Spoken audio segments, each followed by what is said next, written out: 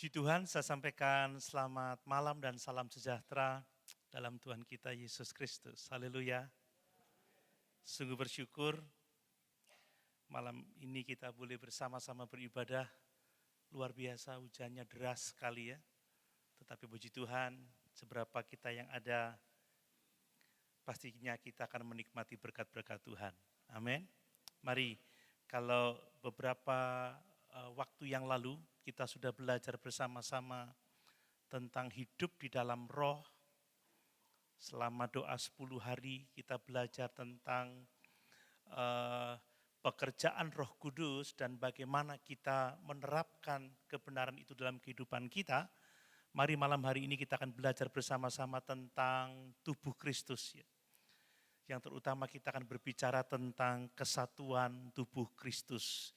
Bapak Ibu, kalau kita sungguh-sungguh percaya Yesus, kalau kita sungguh-sungguh sudah dilahir barukan oleh Roh Kudus, kalau hidup kita dipimpin oleh Roh Kudus, tentunya kita akan hidup dalam kesatuan tubuh Kristus. Amin. Kita hidup di dalam rancangan Allah, rancangan keselamatan yang dikerjakannya di dalam gereja Tuhan. Mari kita membaca satu bagian firman Tuhan di dalam surat 1 Korintus pasal 12 ayat 12 sampai 27. 1 Korintus pasal 12 ayat 12 sampai ayat yang ke-27.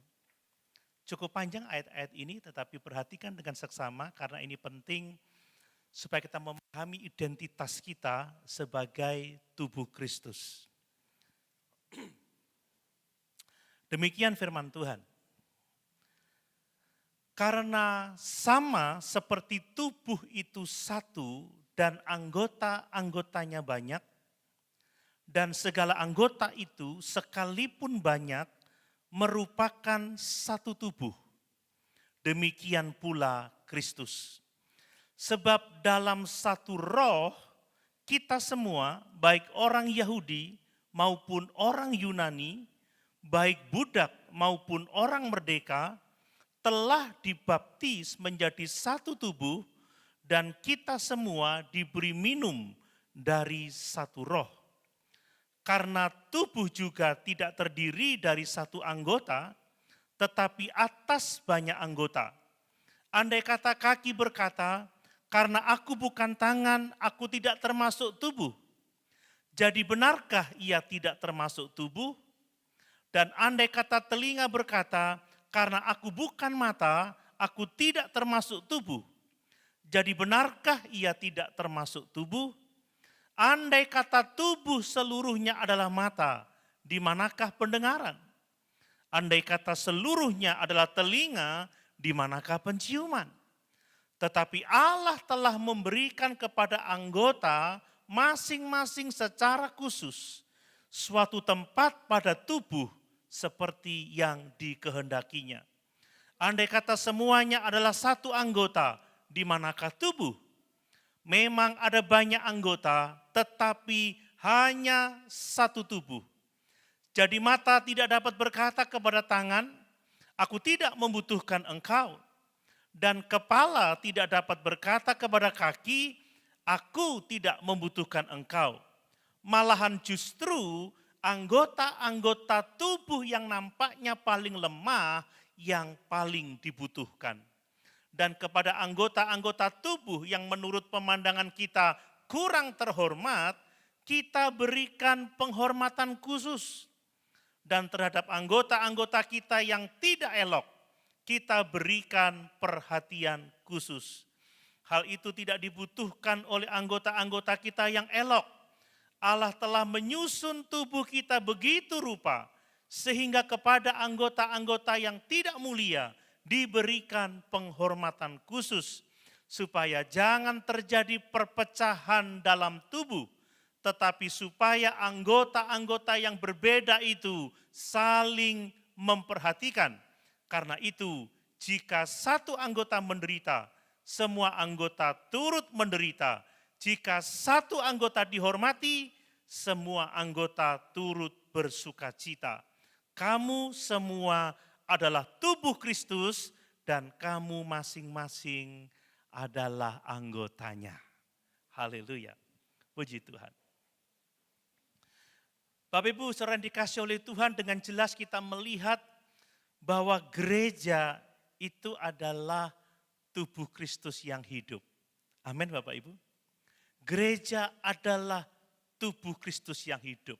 Nah, malam hari ini saya mau mengajak kita semua untuk memikirkan satu kebenaran yang sangat mendasar tentang gereja Tuhan. Sekali lagi, gereja itu bukan hanya sekedar lembaga atau komunitas biasa, bukan. Gereja itu tubuh Kristus.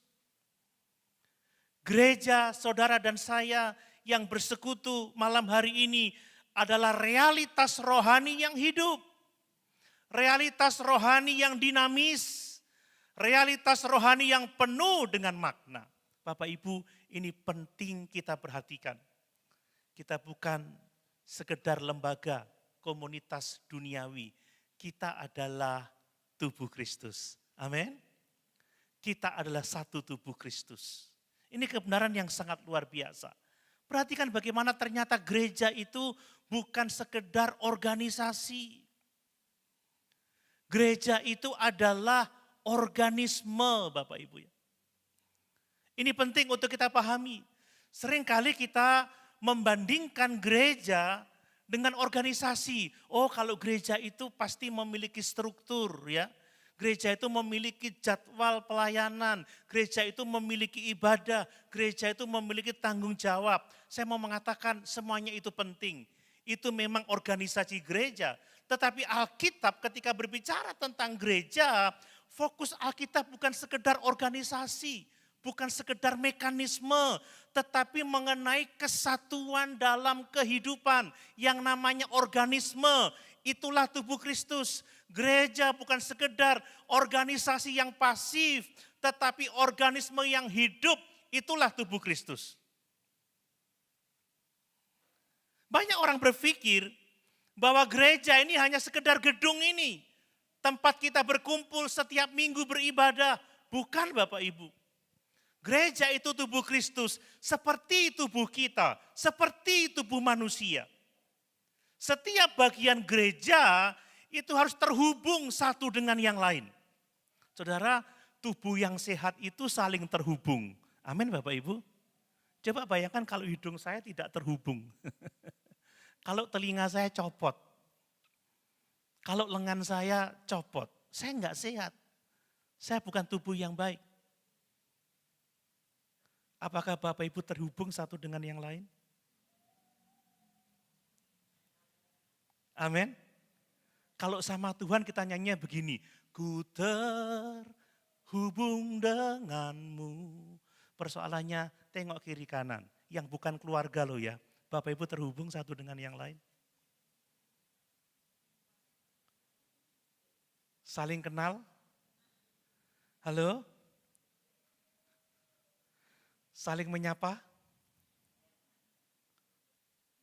Kalau ditanya, apakah Bapak Ibu Saudara kenal yang di belakang itu, yang pakai baju biru, di depannya Ibu Lena, coba tengok ke belakang.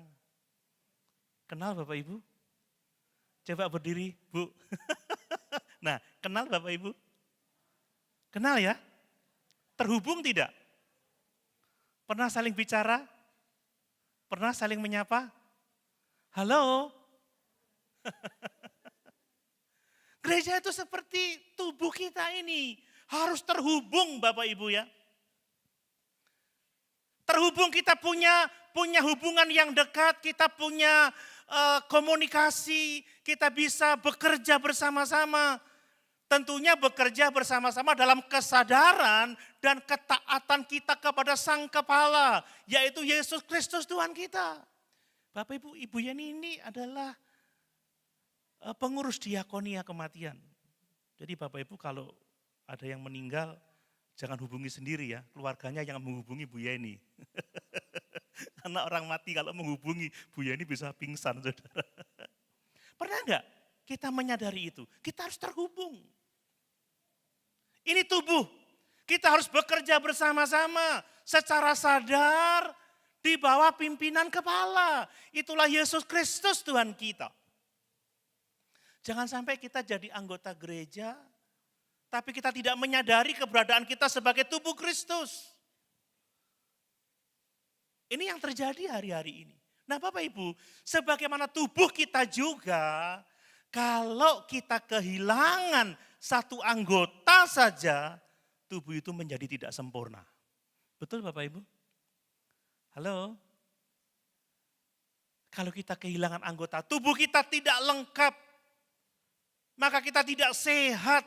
Demikian juga dengan kita orang-orang percaya. Kalau kita tidak bersatu, kalau kita tidak erat di dalam persekutuan, kalau kita tidak terhubung, sekalipun kita ada di ruangan yang sama, kita tidak bekerja bersama-sama, maka tubuh Kristus tidak sehat, tubuh Kristus tidak lengkap, tubuh Kristus tidak bisa berfungsi seperti yang Tuhan kehendaki. Mari kita semua menyadari bersama bahwa gereja itu bukan sekedar organisasi seperti gereja ini, GPDI, Eklesia Jember. Tapi kita ini organisme yang hidup. Satu dengan yang lain harus terhubung. Amin. Amin. Kita harus saling kenal Bapak Ibu ya. Kita harus melayani bersama-sama. Kita harus bekerja bersama-sama. Beribadah bersama-sama, tentunya di bawah kepemimpinan Tuhan dan Juru Selamat kita, Yesus Kristus. Jika tidak demikian, maka kita tidak sehat.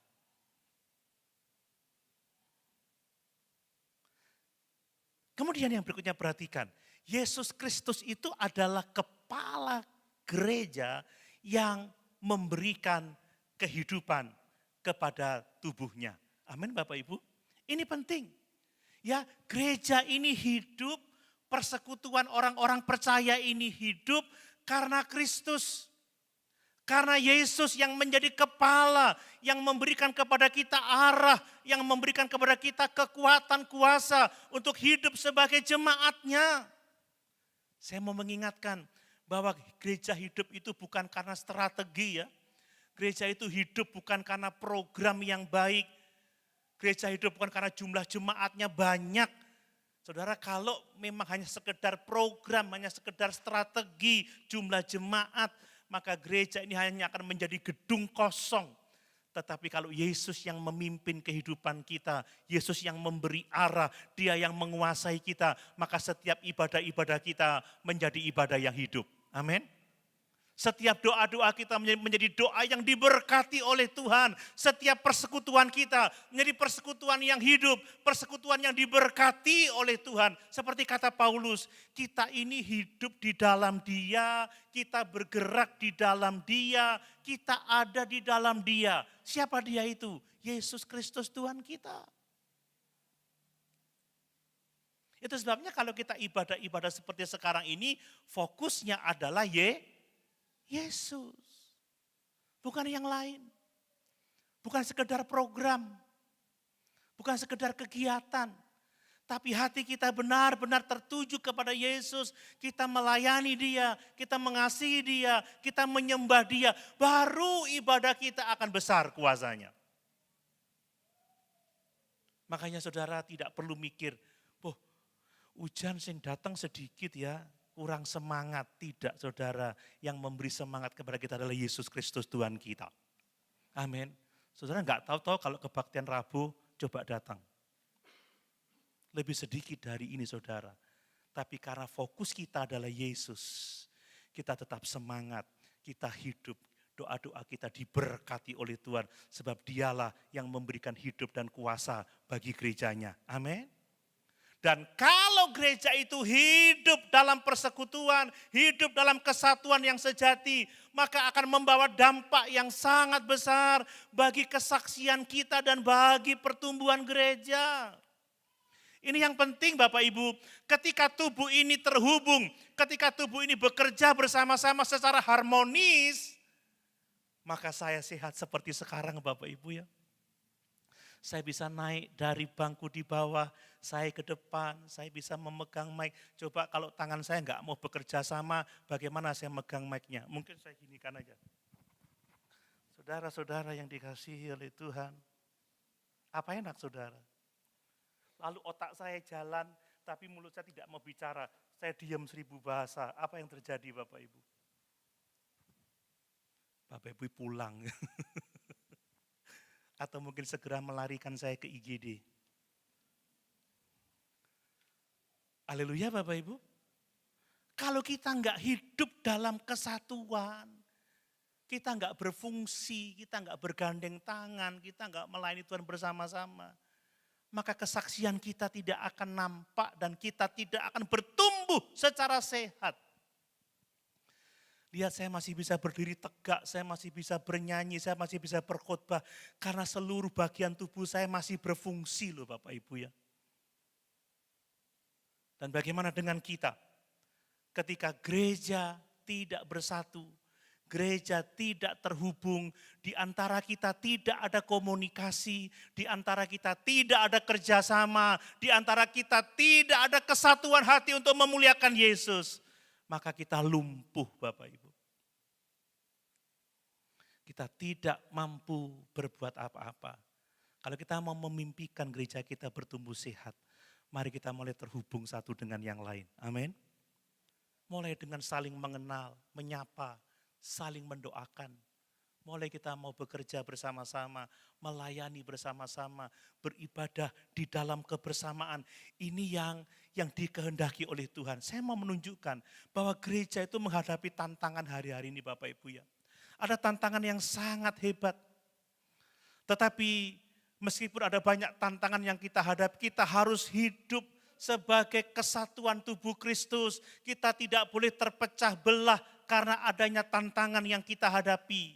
Saya mau mengatakan perbedaan pendapat boleh ada, tetapi tidak boleh terjadi pertengkaran di antara kita. Amin. Amin. Enggak boleh ada perselisihan. Yang namanya beda pendapat itu wajar. Kadang-kadang ada kompetisi dalam kerohanian ya, tapi kalau itu buat kemajuan tidak apa-apalah. Tapi jangan sampai ada kesombongan, jangan sampai ada kecongkakan, jangan sampai ada kebanggaan terhadap diri sendiri. Mari peran sekecil apapun dari setiap kita harus dihargai. Tidak ada yang boleh diremehkan, tidak ada yang boleh dianggap tidak penting, tidak ada yang boleh disepelekan. Setiap kita memiliki tugas dan peran kita masing-masing. Kalau kita mau menyadari seperti itu, saya yakin seberapapun jumlah kita, kita akan menjadi gereja yang sehat dan yang memuliakan Tuhan. Amin Bapak Ibu. Mari malam hari ini, apakah kita benar-benar memahami bahwa kita ini adalah satu tubuh Kristus? Kita bukan sekedar organisasi. Kita bukan sekedar kumpulan sosial, tapi kita adalah satu tubuh Kristus. Seharusnya kita terhubung satu dengan yang lain. Kita ini saudara seiman Bapak Ibu. Kita harus melayani bersama-sama, bekerja bersama-sama. Apakah Bapak Ibu menghayati kesatuan kita sebagai tubuh Kristus bukan karena kekuatan kita, tetapi karena pekerjaan Kristus yang menyatukan kita oleh Roh Kudus. Dan bagaimana kesadaran akan kesatuan tubuh Kristus itu mempengaruhi cara kita berinteraksi satu dengan yang lain. Mempengaruhi cara kita melayani, mempengaruhi cara kita bersaksi. Mari malam hari ini, ya kita tidak akan hanya belajar teori Bapak Ibu ya. Kita ini dipanggil untuk hidup dalam kesatuan tubuh Kristus. Amin. Menyadari bahwa kita ini adalah keluarga Allah. Menyadari bahwa masing-masing kita memiliki fungsi yang berbeda-beda, memiliki tanggung jawab yang berbeda-beda. Dan mari kalau kita berkumpul malam hari ini, itu semua karena pekerjaan Allah kita, pekerjaan Tuhan Yesus Kristus, pekerjaan Allah Roh Kudus. Amin. Amin. Ini penting untuk kesehatan rohani kita. Mari saya akan membahas secara lebih detail ya tentang beberapa hal. Yang pertama perhatikan, ya kita gereja itu disatukan oleh Roh Kudus Bapak Ibu. Ini yang harus benar-benar kita pahami. Kesatuan kita sebagai tubuh Kristus itu adalah karya Roh Kudus. Itu bukan pekerjaan manusia. Kita membaca tadi di dalam ayat yang ke-12 ya. Saya baca lagi ayat yang ke-12. Karena sama seperti tubuh itu satu dan anggota-anggotanya banyak dan segala anggota itu sekalipun banyak merupakan satu tubuh, demikian pula Kristus. Sebab dalam satu roh, perhatikan, sebab dalam satu roh kita semua, baik orang Yahudi maupun orang Yunani, baik budak maupun orang merdeka, telah dibaptis menjadi satu tubuh. Dan kita semua diberi minum dari satu roh. Amin Bapak Ibu. Ini menunjukkan bahwa kesatuan kita bukan hasil usaha manusia, bukan hasil pekerjaan kita, bukan karena kita satu suku, satu budaya, satu latar belakang sehingga kita kumpul di tempat ini. Tidak, yang menyatukan kita adalah Kristus. Amin. Yang menyatukan kita adalah Roh Kudus. Kita telah dibaptis menjadi satu tubuh. Kita diberi minum dari satu roh. Kesatuan kita bukan karena hal-hal yang lain. Kesatuan kita karena karya Kristus di kayu salib dan karena Roh Kudus yang sekarang mendiami kita masing-masing. Amin. Ini yang harus kita sadari Bapak Ibu. Ini menunjukkan kepada kita bahwa tatkala kita percaya kepada Yesus, tatkala kita menerimanya sebagai Tuhan dan Juru Selamat secara pribadi, Roh Kudus itu mengerjakan transformasi dalam kehidupan kita. Dia melahirbarukan kita. Apa saja yang dikerjakan Roh Kudus? Pertama-tama ketika kita percaya Yesus, kita dibaptis ke dalam tubuh Kristus. Kita disatukan ke dalam tubuh Kristus. Jadi kalau kita ini sama-sama percaya Yesus, kita ini dibaptis oleh Roh Kudus di dalam tubuh Kristus. Jadi kesatuan kita itu pekerjaan ilahi.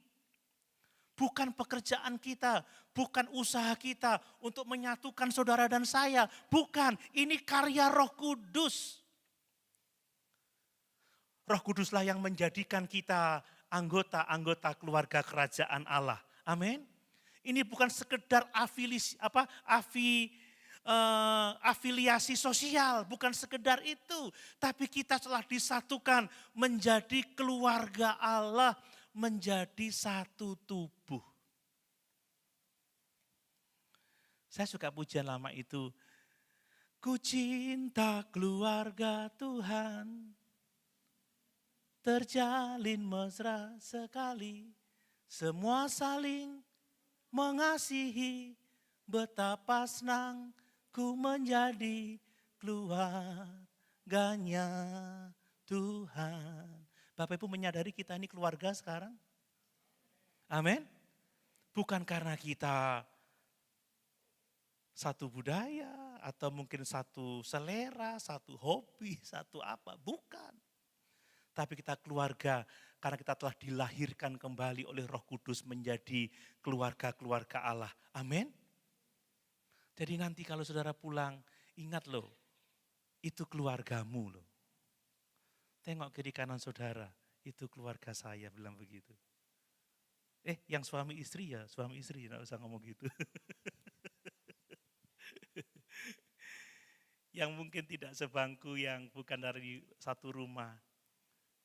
Saudara bisa mengatakan, kamu keluargaku, kita keluarga Allah. Amin Bapak Ibu. Ini perlu kita hidupkan dalam kehidupan kita. Nah, transformasi itu juga berarti bagaimana Roh Kudus itu tinggal di dalam diri setiap orang percaya. Ini menciptakan kesadaran bahwa sesungguhnya kita tidak pernah sendiri. Amin. Ada Allah yang menyertai kita. Dan kita memiliki kesamaan yang sama dengan saudara seiman kita. Apa? Roh Kudus ada di dalam hati kita masing-masing. Amin. Kenapa kita connect? Karena masing-masing kita ada kehadiran Allah dalam kehidupan kita. Tidak berarti Roh Kudus itu banyak, tidak. Satu pribadi, tetapi dia maha hadir. Saat ini dia mendiami saya, di saat yang sama dia juga mendiami Bapak Ibu Saudara sekalian. Kita punya roh yang sama, kita punya Roh Kudus dalam hati kita. Itu sebabnya kita bisa connect, kita bisa terhubung. Saya beberapa waktu yang lalu dihubungi oleh pendeta Fani Potabuga. Teman saya kan, dia juga kakak senior saya. Don, kita pemuda dari Kanonang ada mau kerja di Jember. Tidak tahu mau gereja mana. Ini logat Manado, saudara. Saya tahu dikit-dikit. Kalau salah dikoreksi ya. Tidak tahu mau gereja kemana. Nanti dia datang, oke aman, saya minta nomor kontaknya dan lain sebagainya. Saudara, satu waktu, Don, dia so jalan dari Jakarta naik kereta Pandalungan. Nanti datang jam 10. Oke, siap. Saudara, saya jemput, saya layani. Rencananya bagaimana? Tinggal di asrama dulu, diantar sampai dapat tempat kos, sampai mapan, masih tinggal, masih saya ajak jalan-jalan. Sudah saya perlakukan sebagai saudara saya sendiri, sebab saya tahu kami punya roh yang sama. Amin Bapak Ibu. Bisa melakukan itu?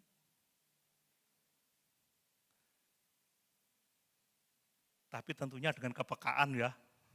Referensinya harus benar. Bukan yang palsu. Kalau kita punya roh yang sama, pasti connect Bapak. Kita tahu mana yang anak Tuhan, mana yang bukan anak Tuhan.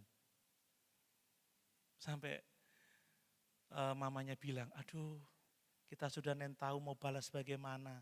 Tidak ada yang perlu dibalas, ini semua adalah tanggung jawab kita setiap orang yang percaya kepada Yesus. Amin. Amin. Lo yang jauh aja dilayani, yang dekat lo gak saling kenal. Haleluya. Kadang-kadang kalau ada duka cita, masih dipikir-pikir, sopo yang meninggal? Kenal enggak? Orang kenal, enggak usah datang. Yang namanya sudah anggota jemaat, mungkin saudara belum kenal, belajarlah mengenal. Amin. Enggak tunggu, enggak kenal. Ya kenalan dong, kan begitu ya. Haleluya Bapak Ibu. Ada yang belum kenal saya? Kenalan dong. Ya, suatu waktu saya lupa namanya Melinda. Dia goda saya, Om salaman dhisik. Sopo jenengku jadi ini. Isin saya lupa. Taunya panggilnya Mei aja. Bapak Ibu mau terhubung? Amin. Mau connect? Mau bergandengan tangan? Dulu ada lagu lama ya. Bergandengan tangan dalam kasih. Sekarang jarang lagu itu dinyanyikan. Mungkin semua kalau mau gandeng tangan harus bawa ini dulu. Harus bawa hand sanitizer. Trut-trut. Kalau saudara itu enggak hand sanitizer, saudara. Amin. Kemudian, bagaimana kita ini disatukan secara rohani oleh Roh Kudus.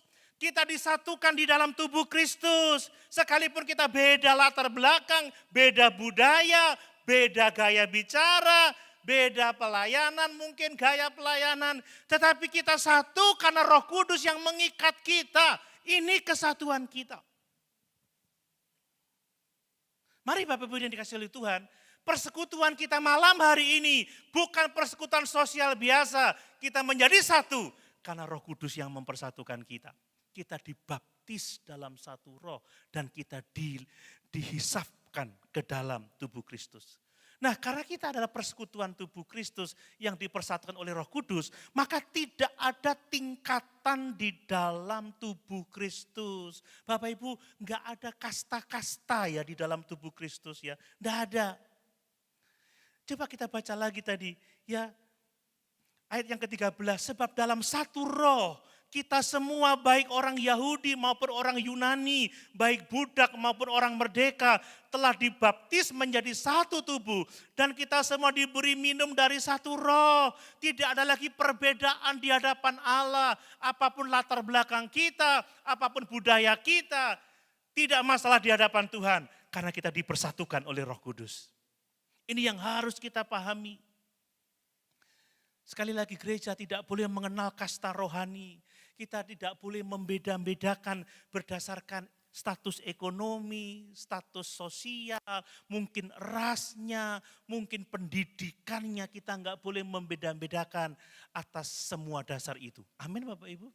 Ingat kata Paulus, Orang yang, maaf kata Yakobus, orang yang masih memandang muka, itu tidak benar hidupnya. Ketika kita memandang sesama anggota tubuh Kristus, kita memandang dia sebagai milik Kristus dan ada Roh Kudus di dalam hidup mereka. Amin Bapak Ibu. Ya. Semua anggota itu harus diterima sebagai milik Kristus. Bahkan dengan peran mereka masing-masing. Diterima sebagai milik Kristus. Ya kita tidak boleh membeda-bedakan berdasarkan penilaian dunia.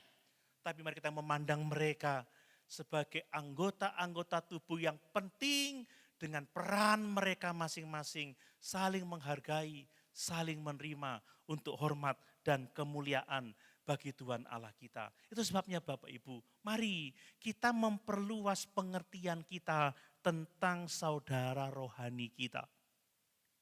Bapak Ibu, semua yang ada di ruangan ini, semua kita saudara rohani. Amin. Ya, ada papa mama rohani, ada kakak adik rohani, sekalipun kita berbeda asal, berbeda budaya, kita ini saudara-saudara rohani, kita ini saudara-saudara seiman. Ya, kita semua telah dipersatukan di dalam tubuh Kristus. Mari sekali lagi mulailah saling menyapa, saling mengenal, ya. Tentunya dengan tulus ya. Dengan motivasi yang benar. Dan saya menyarankan supaya kita kalau ada ibadah-ibadah rayon, terlibatlah Bapak Ibu. Karena itu saudaramu. Amin. Itu anggota tubuh Kristus. Dan mari kita menjadikan pelayanan itu sebagai identitas rohani kita. Bukan sekedar status, bukan. Tempatkan pelayanan itu sebagai wujud nyata bahwa kita ini adalah bagian dari tubuh Kristus. Apapun peran kita, peran saya sebagai pengkhotbah, peran sebagai pemain musik, peran sebagai song leader, singer, choir, ada penerima tamu, ada kolektan, ada yang mungkin terlibat melayani di tempat parkir, apapun juga. Mari kalau kita melayani dengan kesadaran karena kita adalah anggota tubuh Kristus. Dan semua saudara yang melayani itu adalah saudara seiman kita. Jangan ada yang meremehkan mereka. Amin. Tapi terima sebagai saudara. Hormati setiap peran sebagai bagian dari tubuh Kristus. Dan ini sangat penting di hadapan Allah. Mari Bapak Ibu kita berdoa dengan sungguh-sungguh. Untuk kesatuan tubuh Kristus. Amin.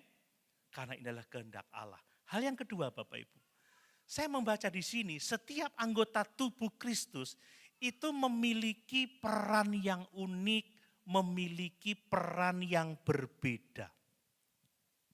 Ya, saya melihat bahwa ilustrasi tubuh itu adalah sangat relevan bagi gereja. Paulus memberi ilustrasi yang sangat luar biasa ya. Karena tubuh itu juga tidak terdiri dari satu anggota tetapi banyak anggota, maka demikian juga dengan tubuh Kristus. Tidak hanya terdiri satu anggota, tetapi ada banyak anggota. Dia katakan tidak mungkin kaki berkata karena aku bukan tangan maka aku tidak termasuk tubuh. Tidak mungkin seperti itu. Karena aku bukan pengkhotbah, aku tidak termasuk dari bagian gereja ini. Karena aku bukan pemain musik, aku bukan bagian dari gereja ini. Karena aku bukan song leader, karena aku bukan pelayan, karena aku bukan pengurus, aku bukan bagian dari gereja ini. Siapapun kita telah dibaptis ke dalam satu tubuh Kristus. Amin Bapak Ibu. Ini penting bagi kita. Kita nggak bisa dipisah-pisahkan lagi. Yang namanya tubuh, kata Paulus, kalau semua mata, di manakah tubuh? Kalau semua tangan, di manakah tubuh? Kalau semuanya kaki, di manakah tubuh? Makanya tubuh itu memiliki anggota yang beraneka ragam, yang bervariasi. Justru itulah tubuh yang sebenarnya.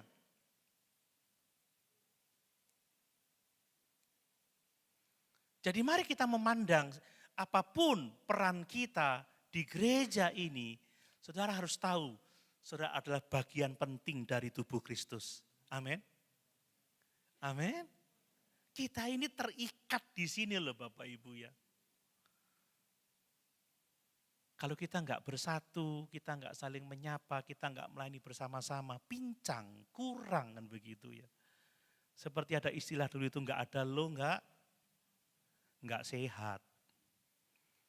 Kalau nggak ada mata kan saya nggak sehat. Kalau nggak ada telinga nggak sehat, nggak ada kaki nggak bisa jalan. Kehadiran Bapak Ibu di sini malam hari ini sangat-sangat penting. Amin. Amin. Sangat-sangat penting. Karena kita adalah satu tubuh. Nah, keanekaragaman itu adalah karunia sebagai rencana ilahi. Mari kita memandang seperti itu. Ini kehendak Allah Bapak Ibu. Jadi Allah sang pencipta itu menghendaki keragaman dalam tubuhnya. Tangan tidak bisa berkata, kalau aku bukan mata, maka aku bukan bagian dari tubuh. Tangan tidak bisa jadi mata, kaki tidak bisa jadi tangan. Jadi semua punya peran masing-masing, punya bagian masing-masing. Apa yang kita pelajari di sini? Bahwa karunia rohani itu berbeda-beda. Ada yang melayani, ada yang mengajar, ada yang menyembuhkan, ada banyak karunia rohani. Bahkan latar belakang hidup kita juga unik, kita berbeda-beda. Tetapi kita harus bersatu, bukan karena kita ini memiliki selera yang sama atau kepentingan yang sama, tetapi karena kita telah dipersatukan oleh Roh Kudus ke dalam tubuh Kristus. Amin. Ini penting Bapak Ibu. Mari kita belajar untuk saling memahami peran kita masing-masing di tempat ini. Dan ketahuilah di mana peran kita. Saya menyarankan supaya kita belajar menemukan peran kita di gereja ini apa. Apa yang dapat kita lakukan untuk pekerjaan Tuhan di tempat ini. Dan mari kita mulai melibatkan diri dalam setiap pekerjaan Tuhan. Amin. Amin. Temukan peran saya apa, karunia rohani saya apa, maka kerjakan itu. Karena ini bukan kehendak manusia, ini kehendak Allah. Bapak Ibu bisa ketemu dengan saya, kita mau melayani apa, mau terlibat di bidang apa, itu perlu kita kerjakan kalau kita mau sehat sebagai tubuh Kristus. Tetapi kita juga harus belajar memahami peran orang lain. Kita enggak boleh membandingkan diri kita dengan peran orang lain. Saya cuma hanya bisa ini, saudara. Cuma hanya bisa itu sangat penting. Amin. Ya, bagian tubuh yang paling lemah justru itu seringkali yang paling penting. Kan begitu. Saya di sini kelihatan yang paling kelihatan, tetapi saya membutuhkan orang-orang yang mendukung saya di dalam doa. Amin Bapak Ibu. Yang mensupport saya dalam setiap kebutuhan saya. Kalau nggak ada mereka, saya nggak bisa berdiri di sini Bapak Ibu ya. Seperti kelihatannya kan liver kan nggak penting ya. Jantung tidak kelihatan saudara, tapi justru jantung itu yang paling penting. Liver itu penting, ginjal itu penting. Yang kelihatan tubuh luar, tapi kalau yang dalam nggak sehat, waduh. Saudara kalau saya bisa kemana-mana, saya bisa melayani keluar kota, kelihatan sibuk sekali. Itu bukan karena saya saja, tetapi karena dukungan dari jemaat yang melakukan perannya untuk pekerjaan Tuhan. Amin Bapak Ibu. Amin. Siapa yang membuat gereja ini tetap berfungsi? Ya kita semua. Coba kalau pemain musik mogok saudara ya. Lalu song leadernya mogok, semuanya mogok. Ya sudah, selesai sudah. Tapi kalau kita bertanggung jawab terhadap peran kita masing-masing, tugas kita masing-masing, karena kita menyadari ini adalah kehendak Allah, rencana Allah, maka kita pasti akan mengerjakan itu dengan sukacita untuk kemuliaan Tuhan. Amin. Mari kita bersinergi Bapak Ibu ya. Mari kita mulai bekerja bersama-sama. Jangan malu, jangan sungkan. Temui pengurus gereja. What can I do? Aku punya kecakapan ini. Aku punya talenta ini. Aku punya karunia ini. Saudara, kalau saudara melakukan itu dan kita bisa bekerja bersama-sama. Apapun itu nanti. yakin gereja kita akan sehat. Amin. Amin. Kita akan bertumbuh, kita akan berkembang untuk hormat dan kemuliaan Tuhan Allah kita. Saya rindu kita semua memiliki kesadaran yang sama supaya kita bisa melayani Tuhan untuk kemuliaan Tuhan. Ya, seperti orkestra itu ya, ada berbagai macam alat musik, bervariasi. Dan yang luar biasa ya, yang namanya biola itu bisa sampai banyak sekali. Orkestra itu yang main biola bisa 10, bisa 20 orang. Jangan gini, itu sudah ada pemain biola, aku enggak perlu main dah. Itu sudah ada yang main selo. Selonya itu bisa 10 pemain selo, saudara. Kemudian alat-alat musik yang lain sangat banyak. Dan ketika mereka berkumpul, memainkan musik dalam harmoni, menghasilkan suara yang sangat indah dan hal yang sangat luar biasa. Amin. Seandainya kita semua mau melakukan itu, kita mengambil bagian kita masing-masing, saya yakin tubuh Kristus akan sehat. Pekerjaan Tuhan akan berjalan sesuai dengan kehendak Allah. Nama Tuhan dipuji dan dipermuliakan. Amin. Hal yang ketiga Bapak Ibu. Kesatuan tubuh Kristus, kesatuan kita itu akan terlihat ketika kita itu saling mengasihi. Ketika kita saling memberkati, ketika kita saling menopang, ketika kita saling menolong. Inilah wujud dari kesatuan tubuh Kristus. Jadi kasih yang transformatif dalam tubuh Kristus itu yang menjadi saksi bahwa kita adalah tubuh Kristus yang utuh, yang satu, yang kuat. Tadi kita membaca, mata tidak bisa berkata kepada tangan, aku tidak butuh engkau. Tidak bisa. Kepala tidak bisa berkata kepada kaki, aku tidak butuh engkau. Tidak. Hidung tidak boleh berkata kepada mulut, aku tidak butuh engkau, dan sebaliknya tidak bisa. Semua anggota tubuh itu saling membutuhkan. Amin Bapak Ibu. Coba, betapa tangan harus mengasihi hidung. Saudara, kalau hidung gatal siapa yang garuk saudara? Halo? Kalau yang gatal yang dalam pakai cotton bud aja ya. Haleluya.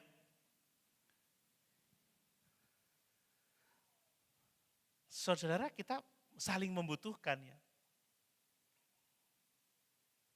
Jadi sekali lagi kesatuan tubuh Kristus itu akan terlihat ketika anggota-anggota tubuh itu saling mengasihi.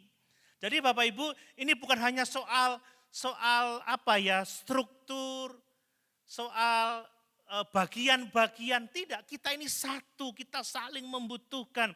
Dan itu harus diwujudkan di dalam kasih, kepedulian seorang akan yang lain. Kasih itu melayani, kasih itu merangkul, kasih itu memberkati. Kalau kita saling memberkati, saling menopang, saling menolong, pasti pekerjaan Tuhan akan berjalan sesuai dengan kehendak-Nya. Amin.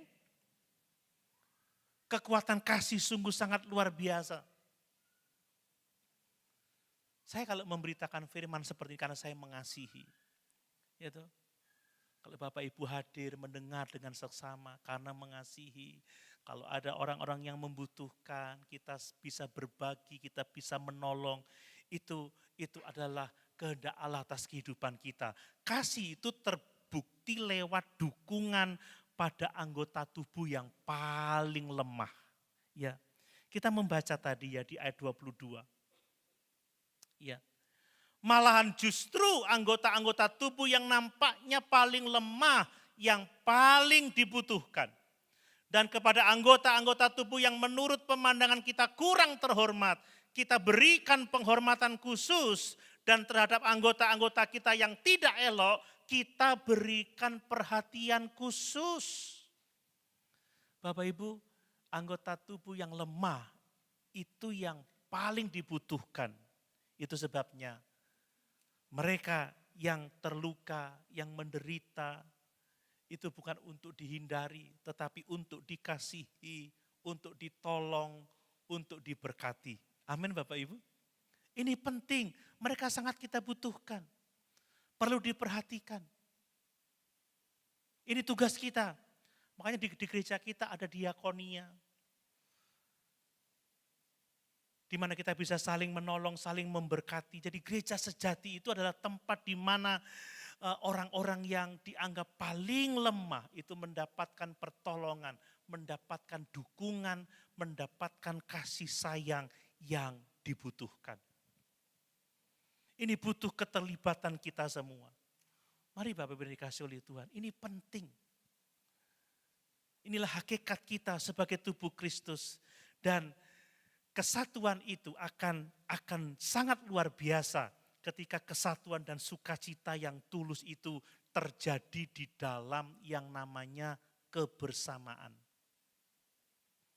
Kalau kita bersama-sama, ya, perhatikan ayat yang ke-26, jika satu anggota menderita, maka semua anggota turut menderita. Jika satu anggota dihormati, semua anggota turut bersukacita. Amin. Itu adalah gambaran dari kasih yang tidak bersyarat, gambaran dari berbagi hal-hal yang baik. Kesatuan yang seperti itu pasti akan mendatangkan hormat dan kemuliaan bagi Tuhan Allah kita.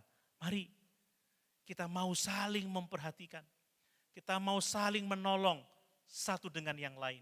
Ketika kita sudah saling menyapa, saling mengenal, saling berbagi, mari kita belajar menanyakan kabar dari saudara seiman kita, apa kabar, apakah semuanya baik-baik saja. Dengan motivasi yang tulus, dengan keinginan untuk membantu. Kalau ada sesuatu yang dibutuhkan, mungkin Bapak Ibu melihat ada saudara seiman yang kelihatan kok tidak ada sukacita, yang kelihatan sedih, mungkin kelihatan loyo, ada apa kabarmu hari ini? Saudara bisa cerita. Kalau mungkin ada pergumulan, saudara bisa mendoakan, ada kebutuhan yang saudara bisa beri, saudara bisa memberkati orang itu. Jadilah orang-orang yang siap membantu saudara seiman kita. Amin. Amin. Ini bagian yang sangat penting. Supaya gereja Tuhan boleh terbangun dengan baik sesuai dengan kehendaknya. Kalau ada orang yang kelihatan sukacita, gembira, coba ditanyakan, apa kabarmu hari ini? Puji Tuhan, saya diterima kerja. Saudara rayakan kemenangannya, jangan bilang traktirannya ya. Enggak, tapi syukuri, yuk kita doa sama-sama. Puji Tuhan, Tuhan sudah memberkati saudara seiman saya ini. Berkati segala prosesnya, hari pertama kerja, sertai ya Tuhan. Amin. Amin Bapak Ibu. Ini penting. Mari kita belajar, karena kita ini anggota tubuh Kristus. Bukan sekedar organisasi. Kita ini organisme yang hidup.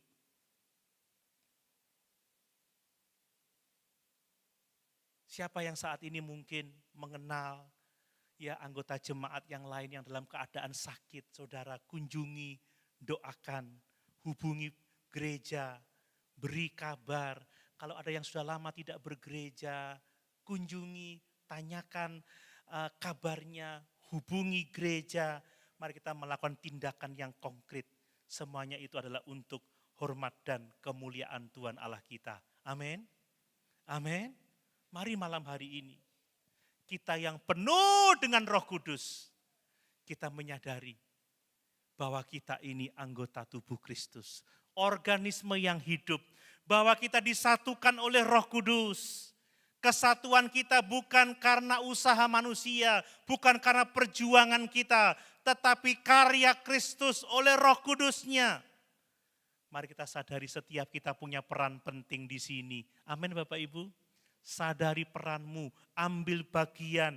Mari kita saling menghargai peran apapun juga yang bisa kita berikan. Jangan ada perbedaan kasta, perannya besar, perannya kecil, semuanya penting. Tidak ada yang tidak penting. Dan kesatuan kita hanya akan terwujud kalau di antara kita saling mengasihi. Amin.